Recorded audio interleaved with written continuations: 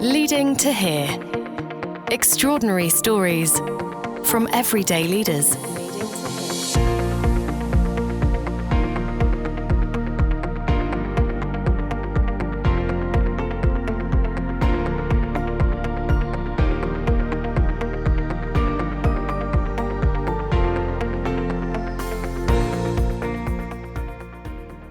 Welcome to Leading to Here. This is a podcast series where we spend a little time with some of the talented, relatable, everyday people who in the bigger picture of things may go under the radar.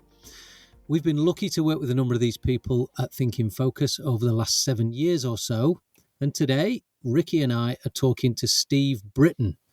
Steve is head of technical milling and much more besides for Allied Mills, who are part of the Associated British Foods Group.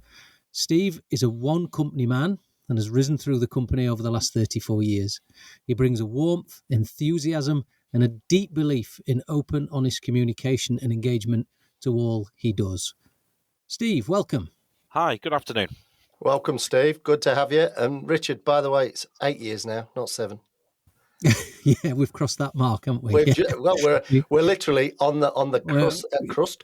Yeah, crust is probably a good crust is very apt for our good guest. analogy. We're almost 8, literally within a week or two. Yes, you're quite right. Our birthday is coming up. Steve, would you like to just tell us a little bit more about your current role and the company that you work for? Absolutely. So I am currently head of milling and technical, or technical and milling. I never remember which way around that goes. And I've been doing that since January 2020, so the start of lockdown.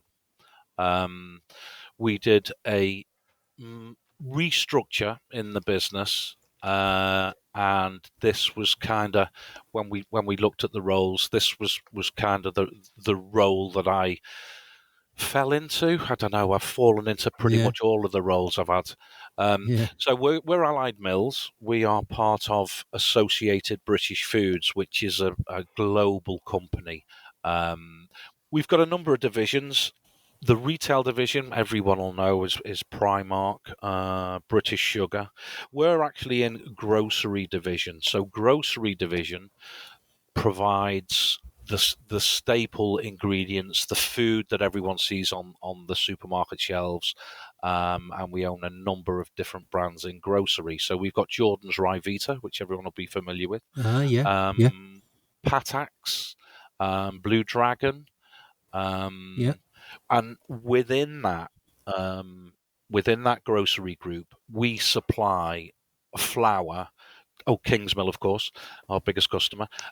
We supply flour to a number of those ABF group companies. So that's where we are at the moment. We also supply flour into the private trade as well. But I'll talk about that a little bit later on as we talk through the kind of history and journey of where we've got to. I think also should mention that as part of the kind of restructure, I took on responsibility for our Allied Technical Centre, which is in Maidenhead. Right. And that's where we do all the scientific stuff. So we do analysis on wheat, on other cereals, on flour, on baking. So we do all that down at ATC, and that's my responsibility as well as the work that I do for Allied Mills. So, Steve, there's a number of brands in there then that I suppose as people walk down the supermarket, they would relate to, as you mentioned. So there's a number of those things. So the flour that you're producing at Allied Mills is probably something that most of us are, without knowing it, that we're partaking in. Oh, absolutely. Absolutely, yeah. I mean, we supply primarily Allied bakeries that produce Kingsmill. They also used to have a brand called Bergen, but they also do Allinson's. So the major bread brands are what we supply. As well as private trade, which we can come on to. As well as private trade, and that can be anything as diverse as pastry, pancake, pasties, burger buns, noodles, you name it. If someone requires flour to make it, then we've got the skills and the expertise in the business to provide a flour that will do the job, basically. All this talk of food, Steve's making me hungry. And you like a pasty, Ricky, don't you? Oh, I do, yes. Let's be honest. Yeah. Or a burger bun. Yeah, Steve, no good for anyone on a low carb diet. Put it that way. Yeah, I don't think that's Ricky. Steve, just before we dive into a little bit and go back in your own sort of career and upbringing and things like that, you mentioned in there something that to many people that are listening might sound a little bit incongruous. You talked about Associated British Foods, and one of the big brands is Primark. So how do you explain that? Well, Associated British Foods started a long time ago by the Weston family. So the Weston family were over in Canada. They came across to the UK and they owned wheat fields in Canada. Yeah. I think they owned a shipping line that brought the wheat across from Canada, because we're talking early part of last century. Yeah. And they brought wheat across because the UK could not grow wheat to make bread in a standard white sliced loaf. Okay, so they came across, and when they came across, they thought, well, let's cut out the middleman and we'll buy some bakeries. So they bought Allied Bakeries and called it Allied Bakeries. And then as the time went by, well, why are we asking millers to mill the wheat for us? And they formed in the probably early 60s Allied Mills. Yeah. So Allied Mills at the time had 32 flour mills, and that was basically family-owned mills, local to the bakeries. But as ABF expanded, they got into every kind of aspect of food and food processing.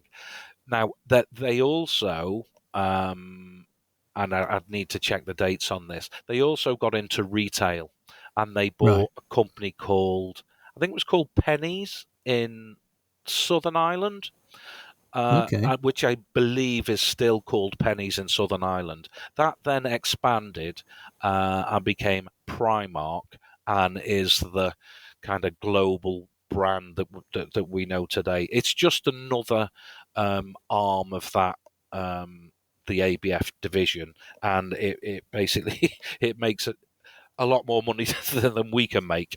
So yeah, I mean it's an amazing brand, isn't it? That continues to do really, really well. It is. Okay, thanks for that, Steve. Let's go back then. Let's talk about you for a while here then. So, you've been at Allied Mills for a long time, but take us back before that. What was growing up like? Where did you grow up? What was school like for you? All those kinds of things. So I was born just the start of 1970. So 2nd of January 1970 in Oxford Street Maternity Hospital in Liverpool. It's since been knocked down, not because I was born there or anything like that, but I think there was several. I think John Lennon was born there, so that was quite a thing for me. A good alumni then. Yeah, absolutely. But obviously he was there a little bit before me, so that then became Liverpool Women's Hospital, and that's still going. So then we lived. My mum and dad, myself, we lived with my mum's mum in a house in Crosby, and I lived there. We lived there till I was about 4, I think. And then before I started school, my mum and dad, we were part of the kind of second generation of people who moved out of Liverpool post-war. So post-war, there was a lot of people moved out of the devastation of Liverpool, and they moved into the new towns, Skelmersdale, Runcorn, Halewood, and they moved out to the new towns that were built. My mum and dad they weren't in that first wave, so the second wave started to move a little bit further out, and a lot of people ended up in Cheshire, or like us, we ended up in West Lancashire. So we moved to a little sleepy village called Burscough, and that's where I grew up.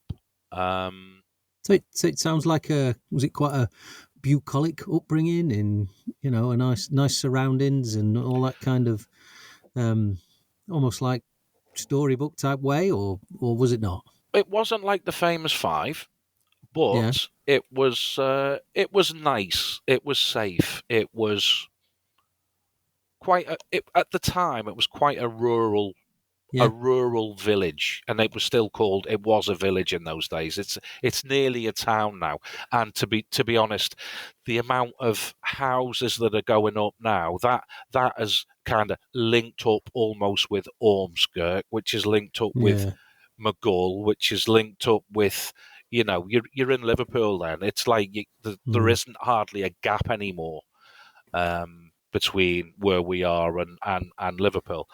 But it's 15, 20 miles out of the centre of town. So okay, so there you are. There's Steve. You moved there after you were 4 or so? Yeah. Tell us about school. How were you? How was Steve at school? Were you a good student? Were you a reluctant student? What was that like? Looking back, I think I was a good student. I think I was compliant. I kind of like to feel that I mixed with the crazy kids, but I never got as involved. So if there was some kind of shenanigans going on, then I would be on the periphery, but just keep myself far enough out of it not to get into trouble or get the cane or anything like that. And I continued through probably my primary school like that until we went into secondary school. But what I kind of wasn't aware of was I'd go in, I'd do my work, I'd do whatever schoolwork was required. We got to the end of the school, and it was the top juniors, and they used to give an award out for what we used to think. Well, it was the clever kids always used to get this award. It was a shield. It was like a commemorative thing, right? Yeah, and that was given out every year.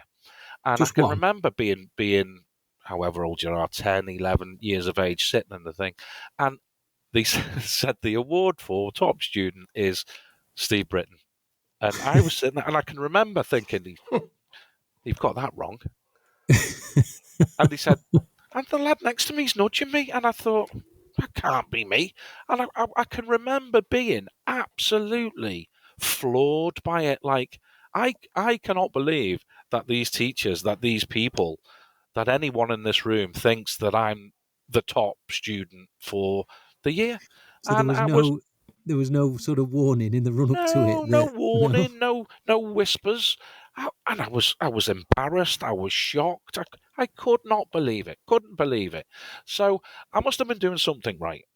Yeah, you must have been, Steve. So what other interests did you got at that time? See, school was clearly good for you. What were mum and dad doing? What sort of influence? What work were they doing? What was the discussion around the family dining room table? What was going on there? So my dad, bless him, he'd been in the Navy. He was from Hampshire. He lived in a little village called Kingsclear. And when he was 14, he got on a train and he went to what used to be called HMS Ganges. And he joined the Navy at 14 years of age. And he never went back. He never lived at home again. Okay. And he met my mother. He was on shore leave in Liverpool, met her at a party. She brought up in Liverpool. but he was kind of absent as being when we were kids. He never took us out.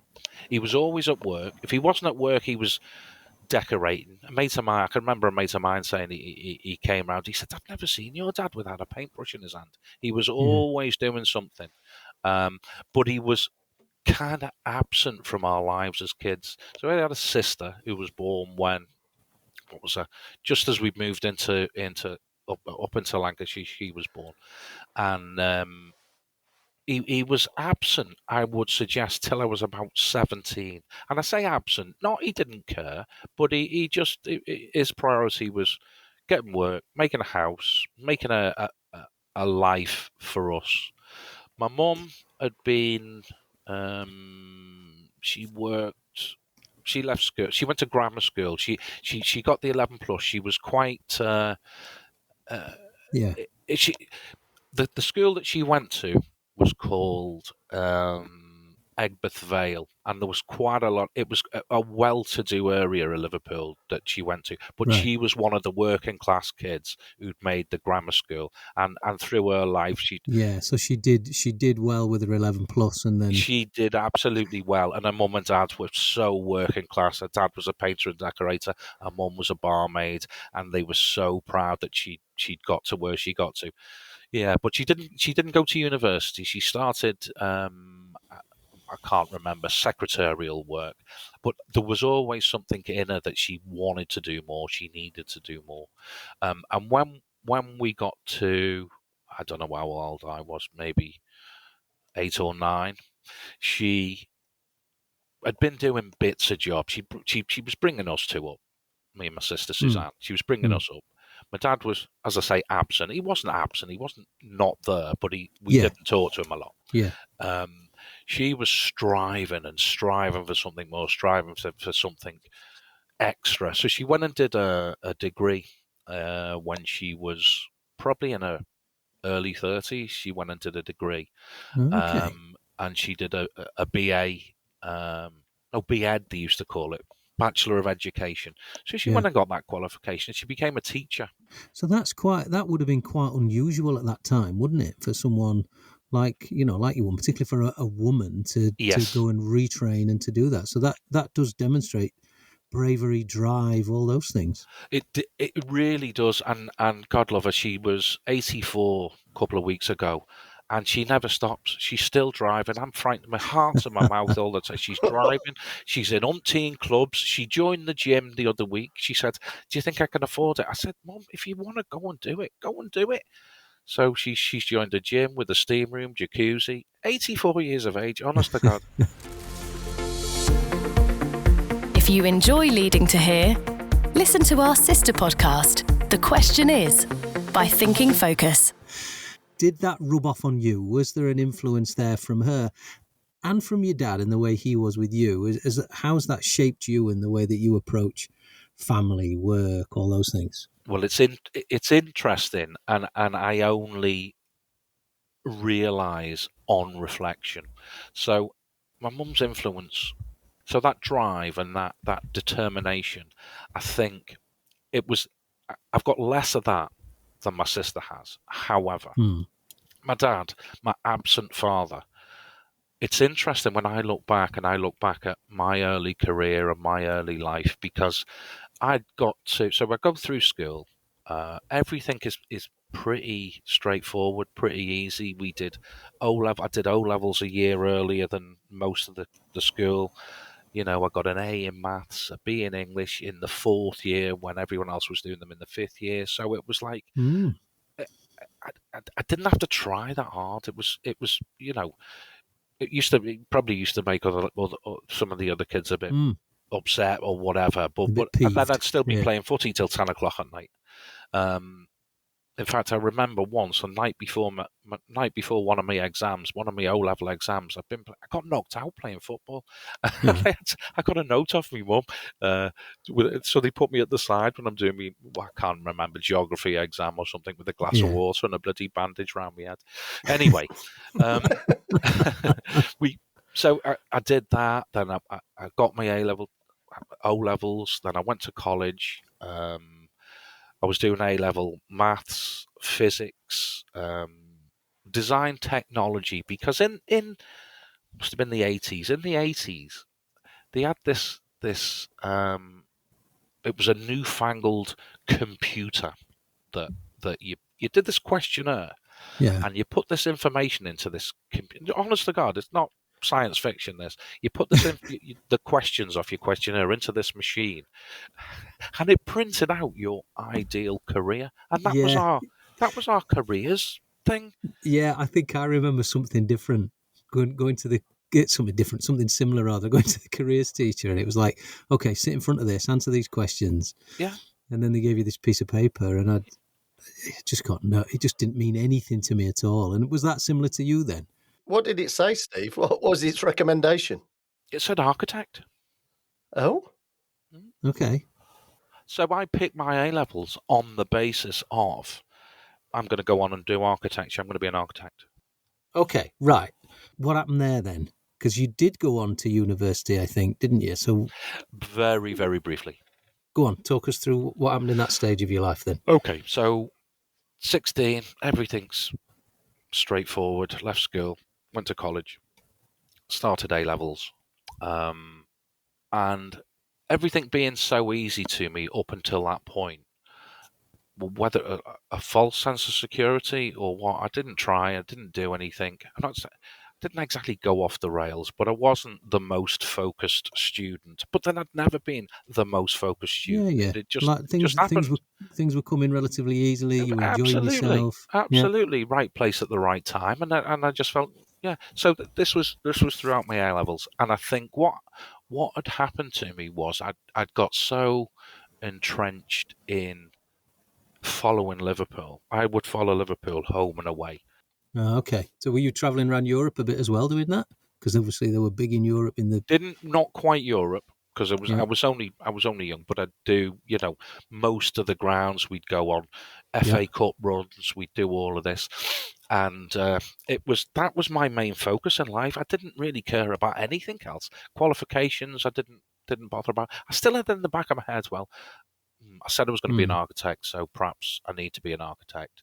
But I got into music. I got into a lot of stuff, perhaps that I wouldn't be prepared to talk about over a podcast, maybe.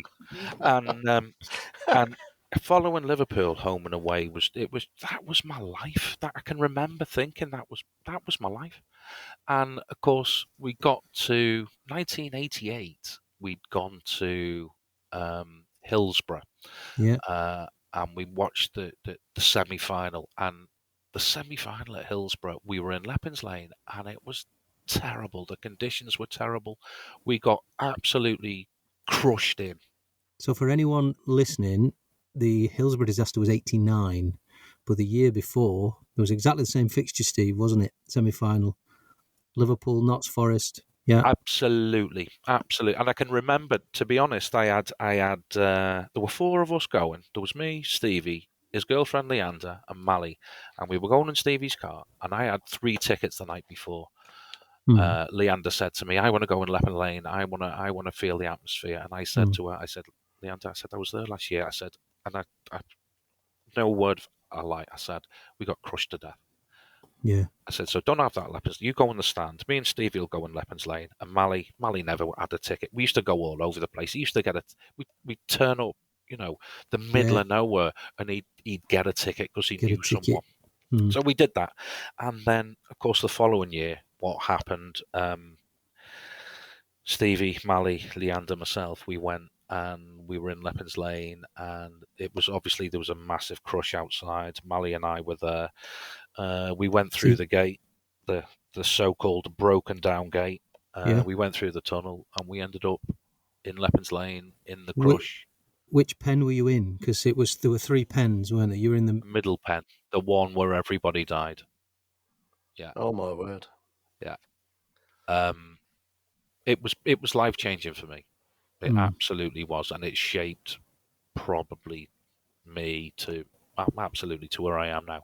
So, so your other friends that were there that day, were they all okay? You all came through it? They were all fine. So because it was so busy. But I tell you what had happened. There was delays on getting to Sheffield. All the roads were chocker. It was a beautiful day, and it was getting later and later and later. Mally's going mad at Stevie. Come on, hurry up, hurry up. We ended up parking miles away from the ground in a little cul-de-sac, little residential place. Threw the car there. Mally wasn't waiting for Stevie to sort him and Leander out, so I said to Mal, "Come on, we'll go down." So we ran off. We ran down to the ground. We got to the ground. We got to Leppens Lane. We were in the crush outside. Was I still with him? Yeah, I was still with him by that point. And we'd got forced down, because once you got in there, you couldn't move. We got forced down the side, and then all of a sudden, these gates opened, and we were through the gates. Yeah. And we went down the tunnel, and I can remember looking at kids coming the other way with, like, shocked faces, and I can remember thinking, why are they coming back? We're late for the game here. The game's going to start in a minute. Why are they coming back down the tunnel? And the pair of us went in through the tunnel, out into the pen, and we knew then this was different. This was different to last year. This was different to every other football ground and every other football crush I'd ever been involved in. This was something different. And he went to the left, I went to the right. And we didn't know at the time, but the other two hadn't got in. Right. So they were outside still. I think Steve had took Leander to a seat in the stand, and then he'd come round Leppens Lane to come in with us. But by the time he come round, no one was coming in. Yeah. So I went down to the right, and I started to lose my shoe. So I can remember my trainer. Normally, I mean, you ride the crush, you ride the crowd, and you don't get angry. You don't start fighting with people. You just ride it because you know you'll be and then it'll ease off. There was no easing off. It was getting tighter and tighter, and I felt my shoe coming off, and I thought, there is no way on earth I am walking back to the car with one shoe on. I am going to look ridiculous with one trainer. So what did you do? I started to fight because I thought I ain't losing my shoe. And that fight gave me a bit of space. It gave me a bit of space. And it gave me enough space to realise I need to get out of this. Yeah. I'm looking for Mally. Couldn't see Mally anywhere. And by this time, the police were. I could see police on trying to climb over the front and trying to pull at the cages, because they used to put us in cages in those days, and on the top of the cages were nails effectively pointing back so you couldn't get out, trying to force the stuff off. And I'm in that crush. I'm thinking, why are they doing that? This can't be right. This is just footy. This is what happens. And people getting frantic, and then you could hear screams, and then you could hear all kinds. It was just horrific, and I thought, I need to get myself out of here. So how did you get out then? So you had that little fight. You got your shoe back on, I assume, at this point. I got my shoe back on, and I fought my way back to one of the stanchions that were always in standing areas. Bloody great cast iron things, stanchions. Yeah, that you'd sort of lean on. Absolutely, lean forward on. I managed to get so that I felt one on my back. And when I felt it on my back, I dropped down, obviously conscious not I was going to get sucked in to the crowd, and I got myself behind that. And by this time, the stand behind were kind of leaning down and pulling people out. So I was getting some kind of pressure relief behind. There was a bit of space. And I got under the barrier and then edged my way to the right-hand side of the barrier as you look at the pitch. And over the fence, so we were penned either side as well as in front. So there were pens either end, weren't they? Yeah, and they had gates on, but they never opened them. And I climbed over the nails, and kind of fell into the next pen where there was space. Which were relatively empty, weren't they? Relatively compared empty. to the middle one. Relatively empty, yeah. And I think that's where I'd been the year before when we got when it crushed was down. bad. So you mentioned there, Steve, at the beginning of that it shaped your life right through to this day. Yes. So I mean that was a harrowing experience for you and for your friends. Yeah. So in what way has that shaped your view on life and the way that you try and lead your life then? Well, I think after that, I mean, we got home that night, and I think I had a breakdown. I think I got back, and everyone's, "Oh, glad you're home, glad you're safe." You know, no understanding of the severity of what gone on. Then put the news on and Match of the Day, and it's all on this. And the way they described it and the way they talked about it, I knew at the time that didn't happen. That's not what happened. And the narrative from that point was drunken fans, Hooligans. broke the gate down, stormed the pitch, all went down the tunnel. Drunken Liverpool fans, hooligan, all of this, and I can remember, and I said that didn't happen.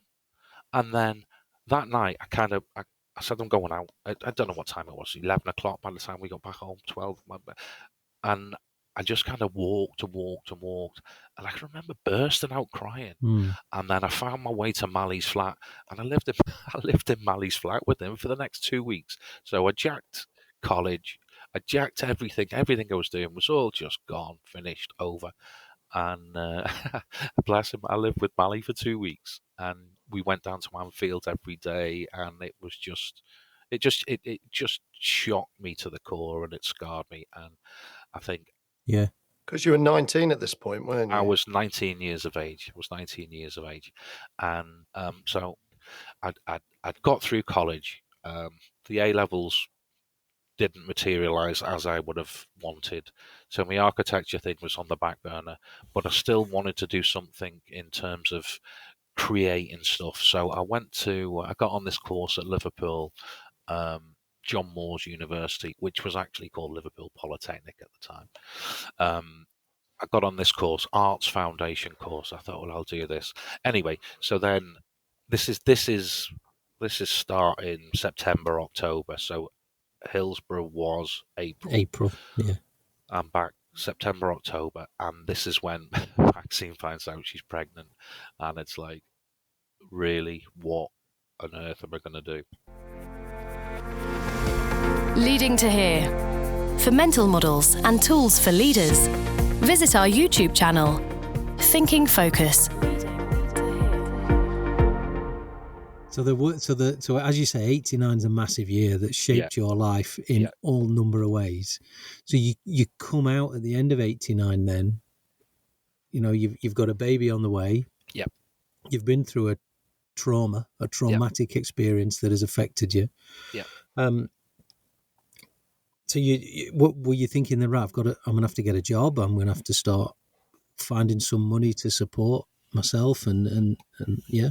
Absolutely. I thought to myself, what?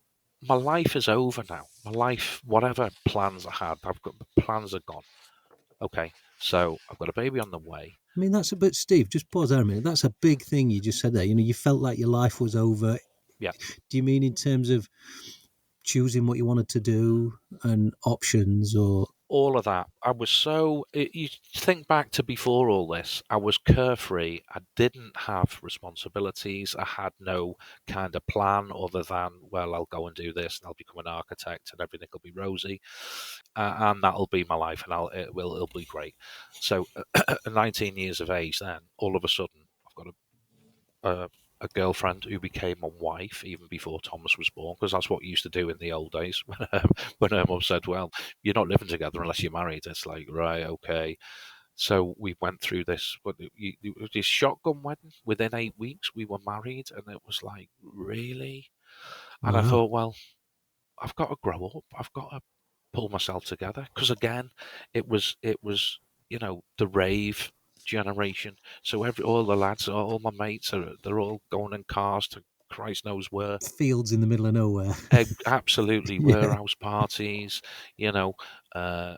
Manchester was kicking off. It was it was a great time. That's what I was doing with my life, and that all stopped. So I thought, well, I need a job. So I went to live with her in Mill Lane. Would you believe? That's a little bit serendipity, isn't it? Well, it was called Mill Lane because there was a flour mill at the end of the road, and a few of my mates worked there. And one of them said, "Do you want me to see if I can put a word in and get you a job?" I thought, well, I need to do something. I need to get cash. I've got nothing. I've got no income. I'm living at my in-laws. We've got a baby on the way. I said, Phil, sort me out, mate. If you can get me a job there, all well and good. So this was Ainscow Flour Mill, is that right? This was Ainscow Flour Mill. So I thought. So you get a job. Doing what? What were you doing then? And I mean, Steve, knowing you as we do over the years, you are like Mr. Flour Mill. So, I mean, you are. So Mr. Flour Man. Absolutely. But this was almost like, yeah, just get me a job, mate. I need to do something. And there you are. You're at Ainscow Flour Mill. Absolutely. If it could have been anything. It could have been a chocolate factory. It could have been anything you can think of. Yeah, just get me a job. I need to get a job. So they used to take you on as a temp in those days to try you out, and they'd keep you on for 13 weeks, and then they'd lay you off for a week, and then from an employment law perspective, you wouldn't get away with it these days, and then they didn't have to pay holidays or anything, or sickness or anything like that. So that was fine. That suited me. I did that. So I thought, well, I'll do this for a couple of months. I'll get a couple of quid, and then I'll sort my life out, and I will be an architect. 35 years later, I'm still sitting here. When are you going to become an architect then, Steve? I don't know. Might be my second career after I retire. So you start working there then. Was there a point when you thought, I like this, there's something in this? Or was it just you going, this'll do, this is all right, I'll stick at it? The latter.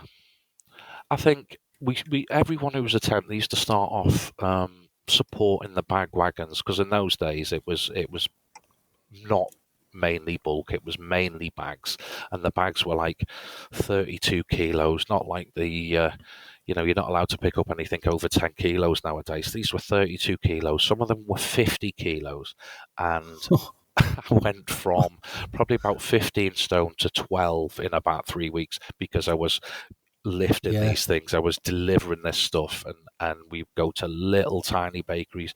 We'd go all over the northwest delivering flour. It was great. It was a great time. And then I thought, obviously it's not sustainable. So whatever came up in the mill, do you fancy this? Yeah, I'll have a go at that.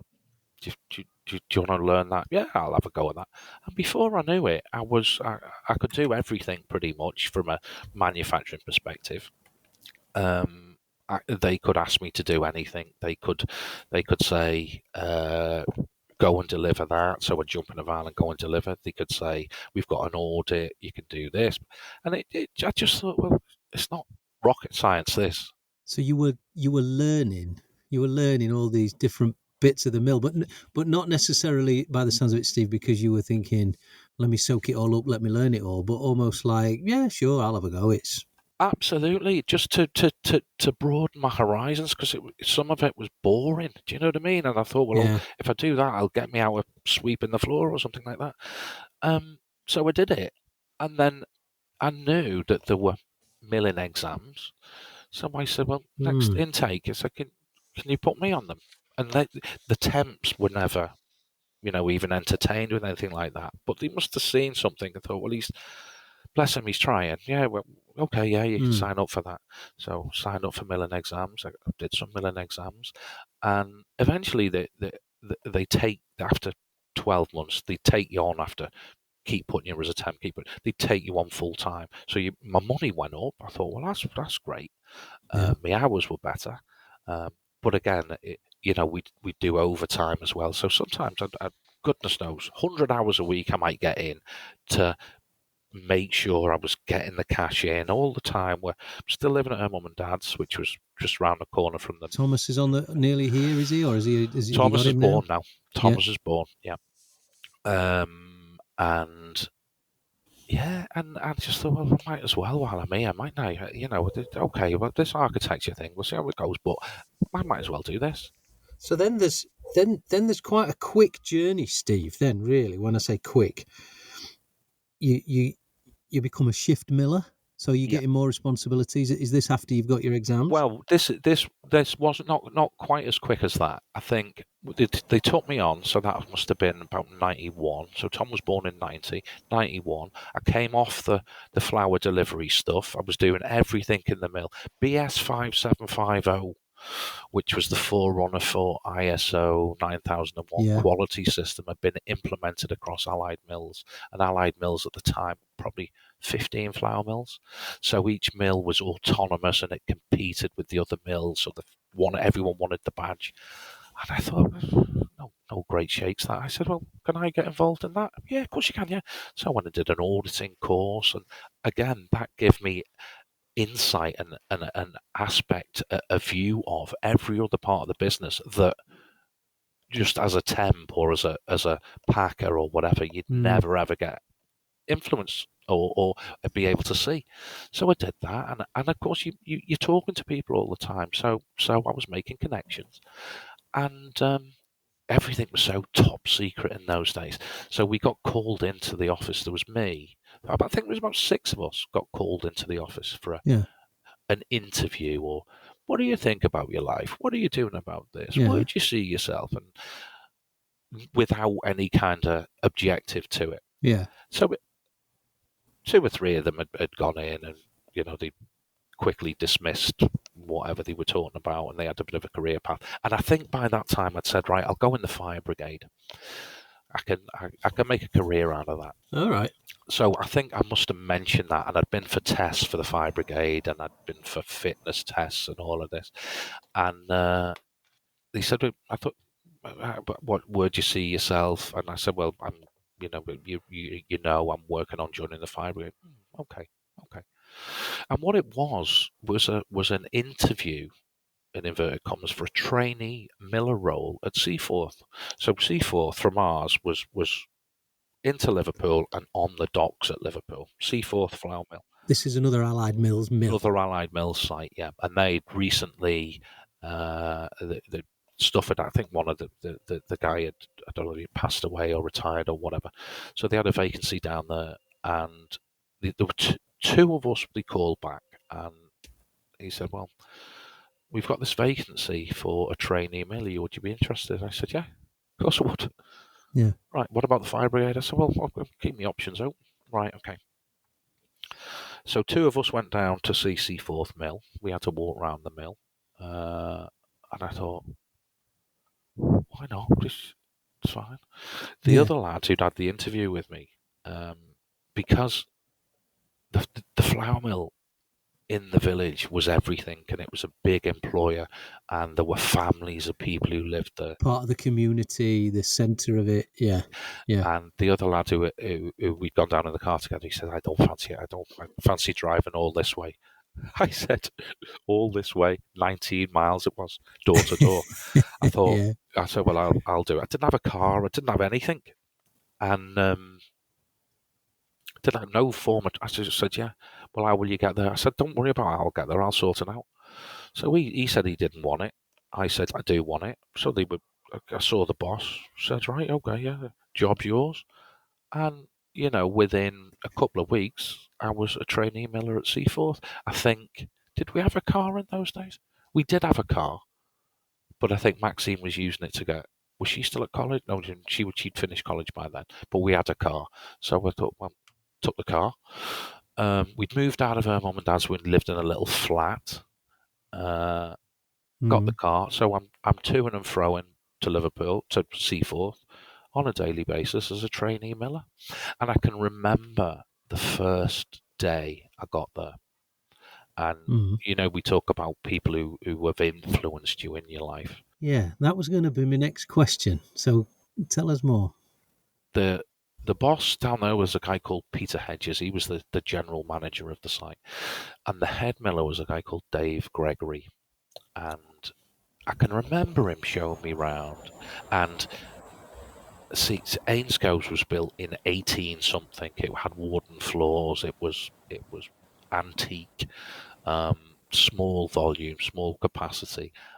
Seaforth was slightly bigger, and it was all concrete floors, designed to do exactly what it was supposed to do. It was on the dock, so there was a port link to it. So we had wheat coming over from the port, imported wheat. And he showed me, and I thought, you know what, I could do this. I like this. And Dave said to me, Dave Gregg, he said, you know what? He said, I love this job. And I had never, ever, ever heard anyone say, I love this job. And I thought, really? And I said to him, I've never heard anyone say that. Most of the people I heard moaned about the job. This is rubbish. I hate this. But he said that, and it kind of, I don't know, it inspired me, but it was something I'd never heard before. And I think I just threw myself into it. Almost like you can love your job. You can do something that you enjoy. Absolutely. It's not just an exchange of time for money type thing. Absolutely. It is a vocation. And milling, as I found, certainly is a vocation. Leading to here. If you're a leader and have a story to tell, reach out at hello@thinkingfocus.com. Yeah, I was going to say, so did that make you think, well, maybe there is a career in this? Did it make you think, actually, I quite like this? I think the fact that he was so enthusiastic about it, I thought there must be something in it. And then as I got into it, I'm not joking. I really started to like the job, and you know me now. I love the job. Now to this day, I love the job.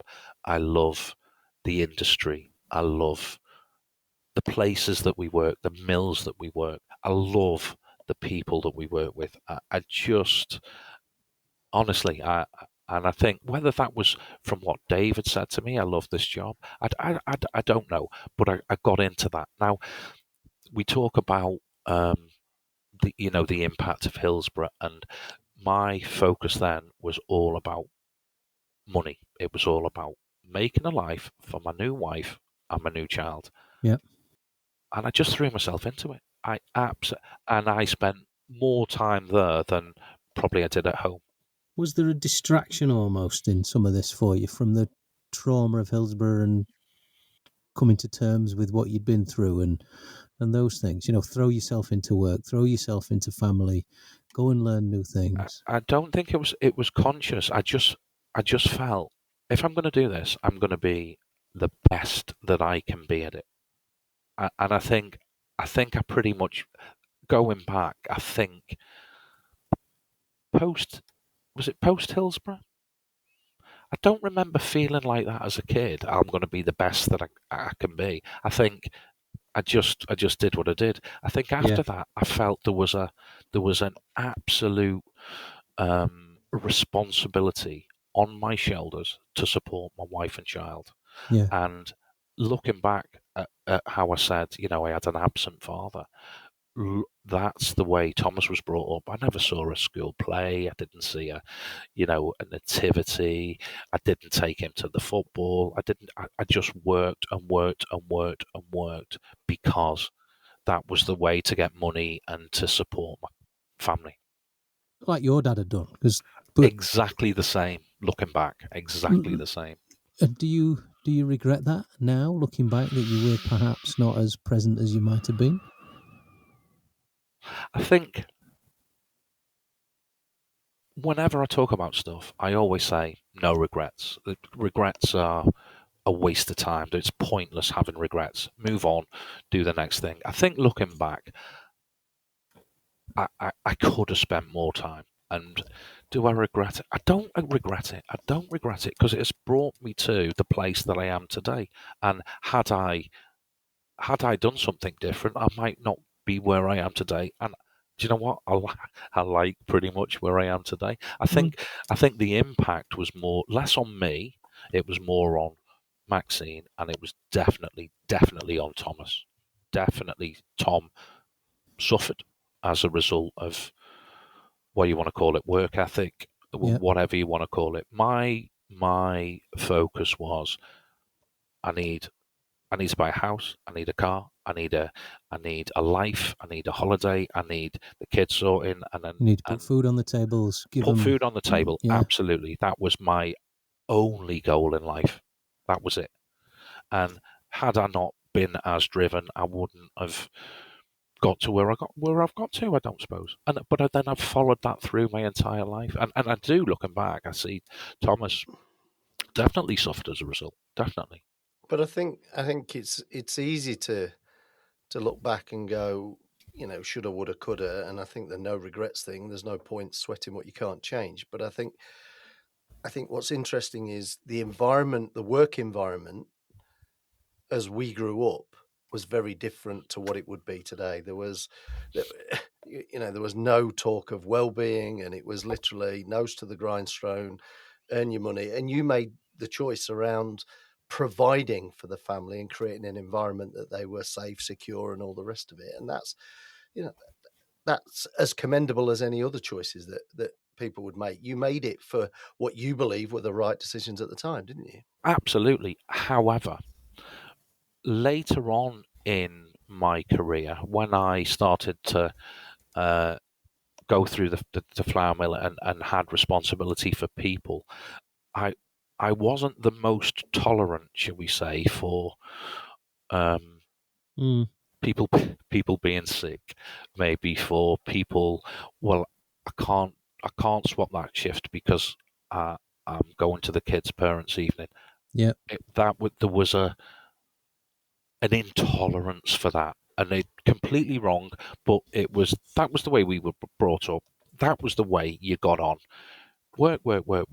Someone would notice eventually, and you put yourself in a position to take the next job, take the next opportunity through basically work ethic, hard work, probably an attitude more so than skills, because you can teach people anything you want to teach them, but if there isn't that inherent will to do it, it doesn't matter how much you teach people. And I've really you talk about well-being, and I am passionate about mental health. I am passionate about well-being. I am passionate about inclusion and diversity. A lot of those preconceptions that got me to where I am, I've got to get rid of them because they're not right. Let's come on to that. So let's move forward a little bit in your career. So you, in roundabout, I think it's 2012. So we'll jump forward a bit. Yeah. You become general manager, Allied Mills, Manchester. Yeah. So this is a big job now, Steve. By the sounds of it, this is a big job. This is the job that I can and go back. We talk about it now. I can remember when I was a temp at Ainsco's, and Maxine's dad, God love him, Georgie, he used to say, "You'll be running that mill one of these days." I said, "Georgie, I don't think so." And eventually, I've got this job. It wasn't brand new. I was the second head miller, and then, but sorry, I came across to be head miller, and I went from head miller to manufacturing manager to site manager, and I get this job as general manager, and it's like, really? So how many people are working for you now? How many people are in the mill? I reckon there was about 50 staff, and then there was a whole distribution team. But in those days, distribution was separate, and distribution had their own GM. But we were down to, we divested the business in 2002, so we had 9 mills. We got rid of 6, sold 6 to ADM.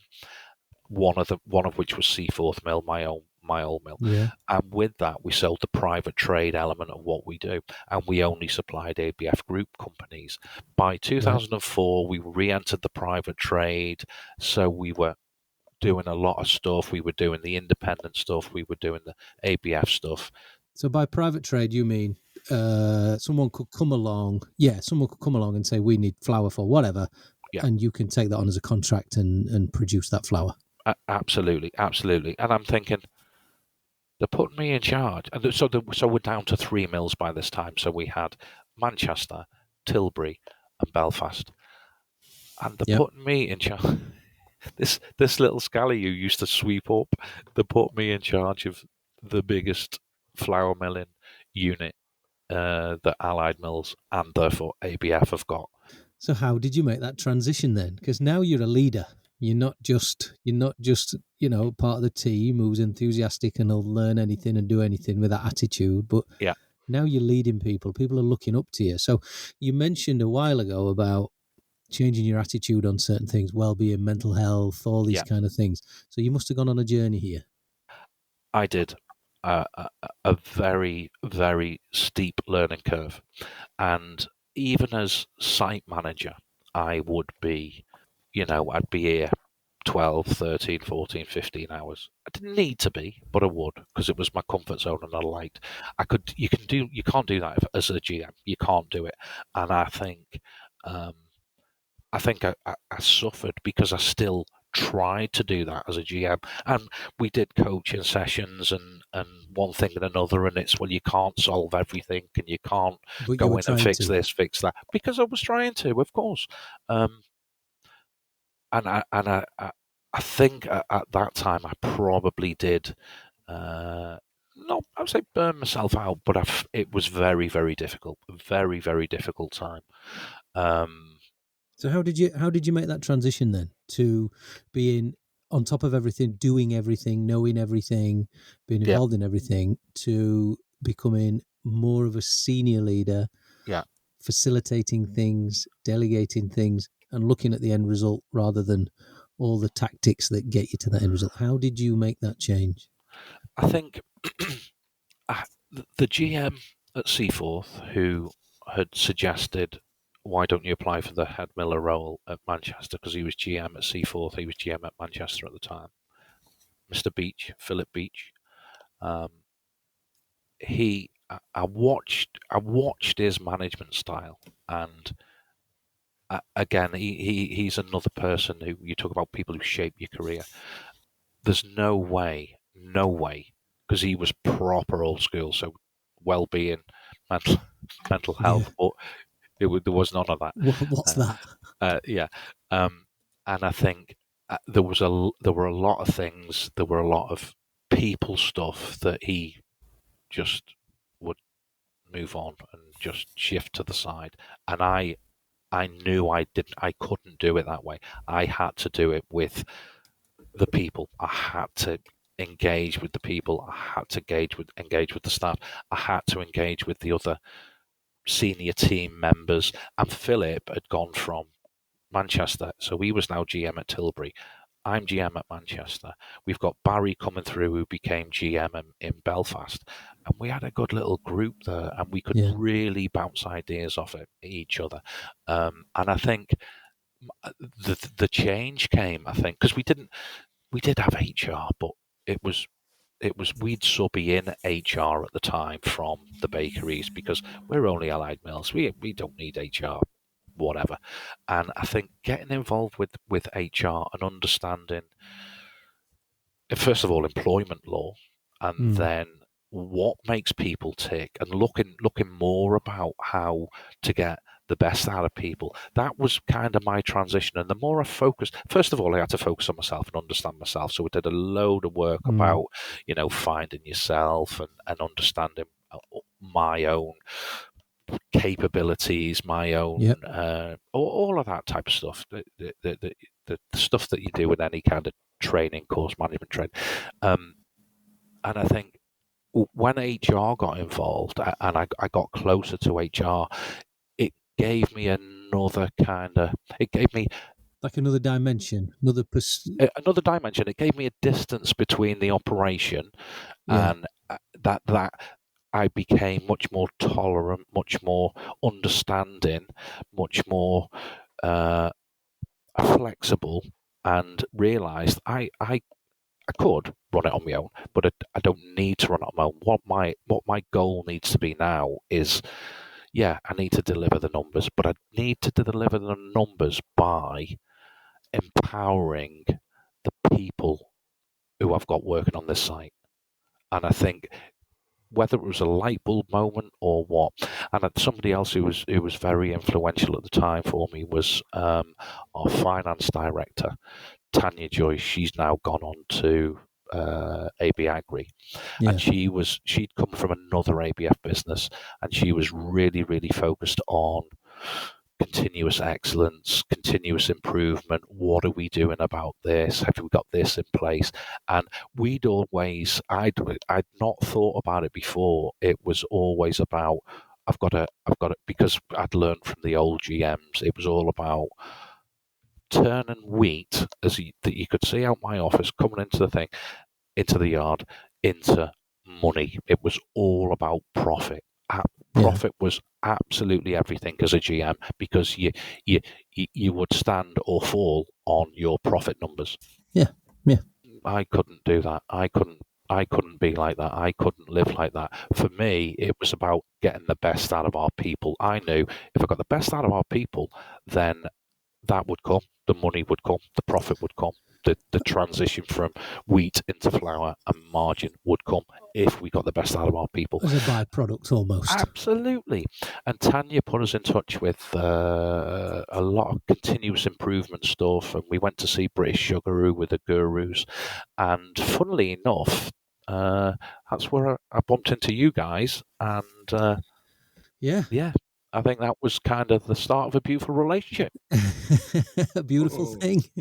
That is where we met, Steve. And I think if we go back to then, your focus then was very much in the work we did with you was about challenging people, challenging them to think differently, equipping them to believe that they could do more than they thought they could. Yeah.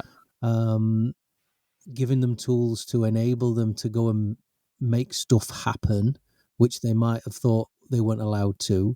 But you then went on, because you were on that journey as well. You were just further along the curve. Absolutely, I was. And I think because I was still GM at Manchester when we first spoke, you can remember me. I was very, very much focused on operation. I wasn't about people so much in those days. I know inherently I was, but it was about delivery, about delivering numbers. It was about profit. It was about, and I think you have obviously you've seen how much I've changed and evolved over the time.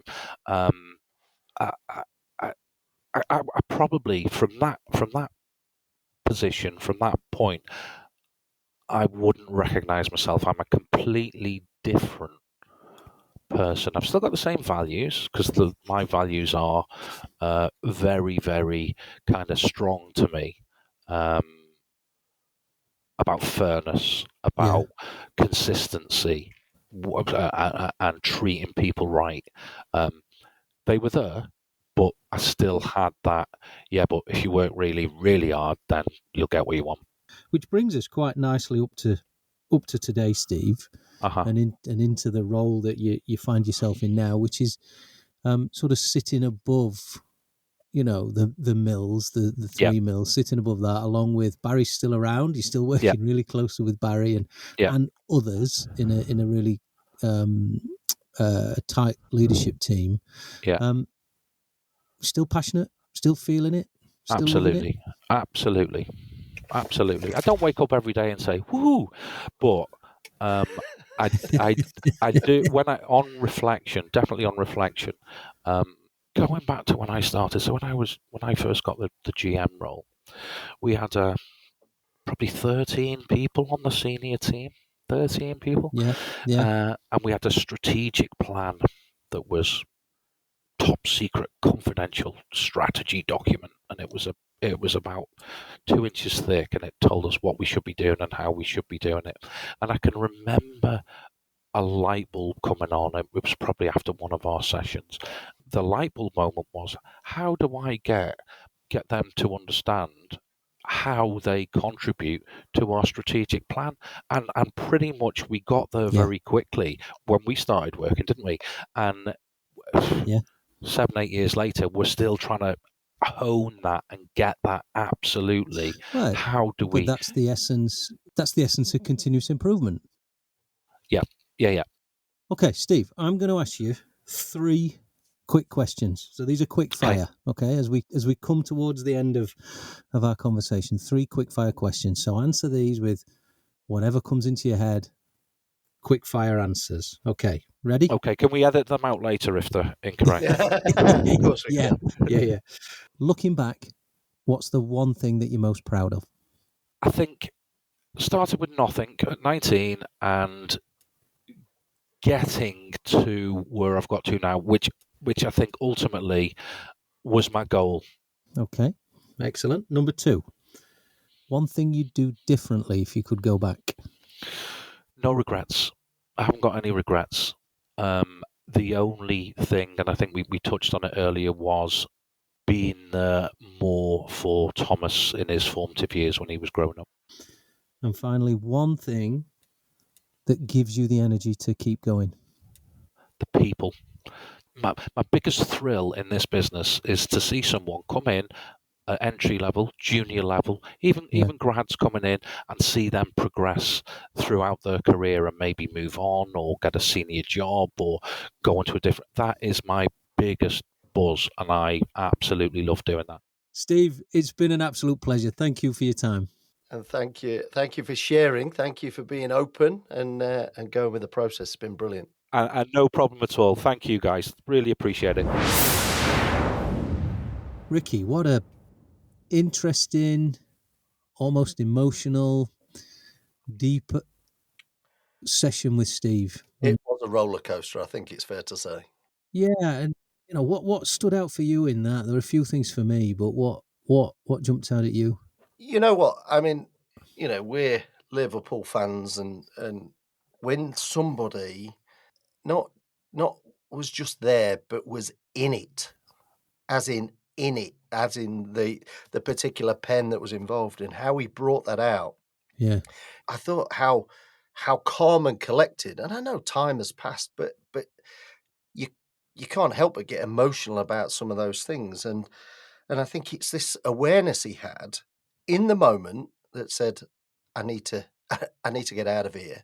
And of course he didn't want to let go of his shoe, did he? But no, didn't. but and then the consequence of that was the impact on, he kind of lost his mojo for a bit, because it's like, well, what's the point of all of this? And of course that impacted his university and things like that, and he didn't get the A-level results that he expected to get. And you could probably track it back to that kind of life-changing moment of turning up at that football match on that day. Well, he kind of painted a picture, didn't he, of almost a carefree existence to that point. He'd done well at school without really trying. He'd played loads of football with his mates, and he talked about his dad being a bit absent whilst being there, his mum being a driving force. So he was kind of enjoying this almost rural, great upbringing, watching Liverpool, travelling the country, and then bang, this happened and just threw him off completely, and changed his life, didn't it? Because from there, he then just took a job, because there's a baby on the way. Thomas was on the way, and him and Maxine had got married, which he hadn't planned, or none of that was planned, was it? And he took a job because he recognised he needed to, and the perhaps the hopes and dreams that he had just sort of ended. And because he used the phrase, "My life was over," didn't he, at that point? Yeah. His architecture career was no more. But he also used that, I've got to grow up.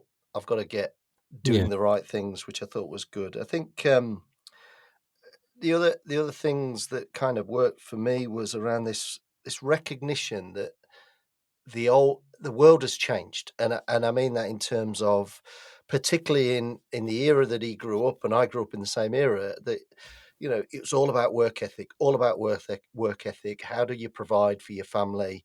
All of those things, and he really took that responsibility to heart. But it almost cast a shadow in terms of how we perceived others at that time, in terms of, he used the word intolerant. So if he thought anybody was kind of, swinging the lead, so to speak, in terms of perhaps illness or stuff like that, he had this intolerance around it.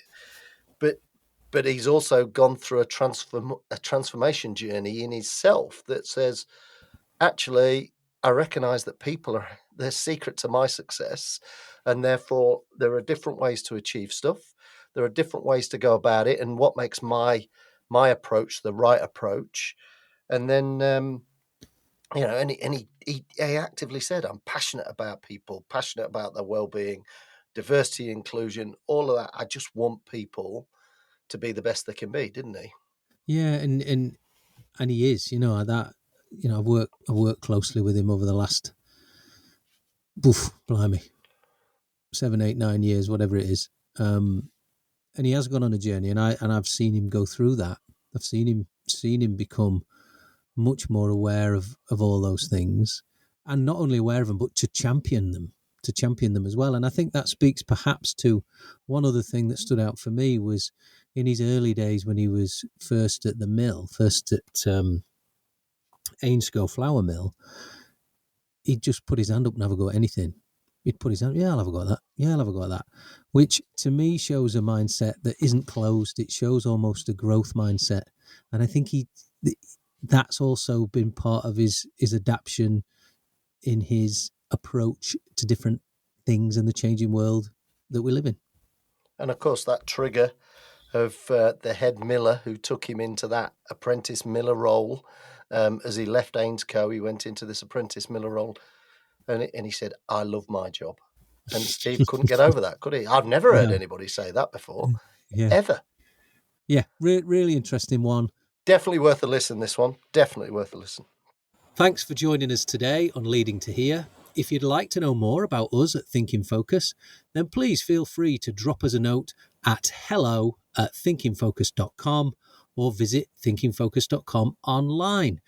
Please share, like and subscribe to Leading to Here, and join us next time for more insights from relatable, interesting, everyday people as we discuss Leading to Here.